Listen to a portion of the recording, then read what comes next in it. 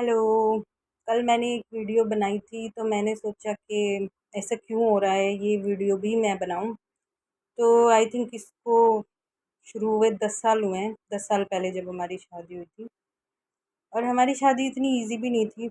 Love marriage थी, complications थे दोनों तरफ से ही। तो इतना आसान नहीं था, बट चलो फिर भी घर वाले मान गए और शादी हो गई। तो चीज़ें थोड़ा नॉर्मल हो गई। और इन लॉज की तरफ से ठीक था, मतलब बात करते थे शादी से पहले थोड़ा बहुत।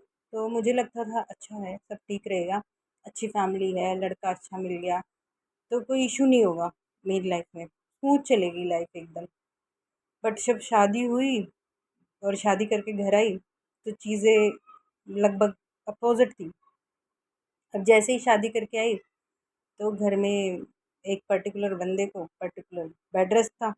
अब बेड रेस्ट है तो ठीक है, मैंने भी सोचा कि ठीक है भाई, हम हैं, लव मैरिज करके आई हूँ और ठीक है, कर लूँगी, संभाल लूँगी, सब अच्छे से रहेगा, खुशी से रहेंगे, सब मेरे से खुश रहेंगे, अच्छे से काम करूँगी, सबकी हेल्प करूँगी तो सब खुश रहेंगे, कोई ये नहीं कहेगा कि लव मैरिज करके आई है और घर खराब कर दिया।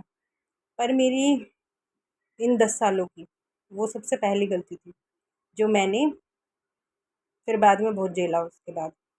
तो मैंने सोचा कि ठीक है, करते हैं हेल्प, और करती हूँ सबके लिए। लेकिन चीज़ें अपोजिट होती गई। अब सुबह घर का सारा काम करके जाना ऑफिस, और जॉब तो मैं शादी से पहले से ही कर रही थी, तो जॉब का तो इशू था ही नहीं, जॉब तो मैंने छोड़ी ही नहीं कभी। तो सारा काम करके जाती थी, शाम को आके फिर सारा काम करती थी। लगता था कि खुश रहेंगे सब, पर कोई खुश था ही नहीं, कोई खुश नहीं रहता था। सुबह दोपहर तक का खाना बना के जाना, शाम को आके फिर खाना बनाना, सब घर के काम देखना, पर चीज़ें कभी ठीक हुई ही नहीं, नॉर्मल ही नहीं। और उस बीच मैंने भी कंसीव कर लिया, और मेरी प्रेगनेंसी भी कोई बहुत ज़्यादा इजी नहीं रही, मेरी प्रेगनेंसी भी कॉम्प्लिकेटेड थी। तो जब तक चलता रहा, हस्बैंड ने धीरे धीरे ऑब्जर्व करना शुरू किया कि यार तुम्हारी तो हेल्थ डाउन होती जा रही है। डॉक्टर ने भी बोला कि थोड़ा स्ट्रेस मत लो, काम कम करो, क्योंकि लोअर एब्डोमेन है तुम्हारा बेबी, तो कॉम्प्लिकेशंस हो जाएंगी। और हुई भी 6 मंथ से ही। फिर भी मैंने सोचा कि चलो ठीक है यार, जिसकी ज़्यादा प्रॉब्लम है उसको बेड रेस्ट की ज़रूरत है, मेरा तो फिर भी चल जाएगा क्योंकि जॉब तो फिर भी करनी है। तो मैंने कंटिन्यू रखा। अब 8th मंथ जब मेरे को बहुत ही ज़्यादा प्रॉब्लम होने लगी तो मैंने घर का काम छोड़ दिया, और वहीं से कहानी और ज़्यादा ख़राब होती चली गई।